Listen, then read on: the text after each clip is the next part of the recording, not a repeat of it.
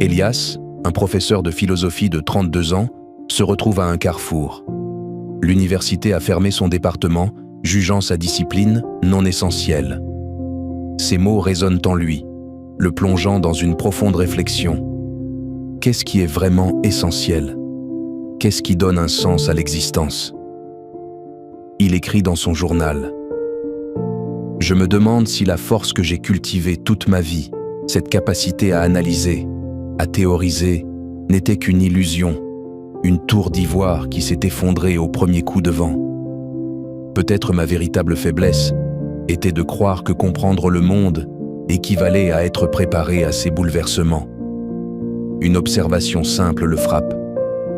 Un vieux chêne, rigide, brisé par la tempête, tandis que les jeunes pousses souples ont survécu.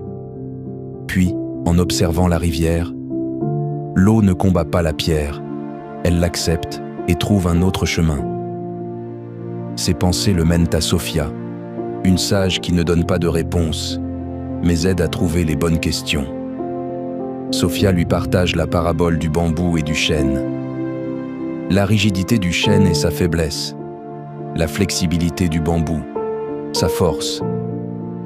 Elle ajoute: « Ce n'est pas une question d'être fort ou faible, Elias.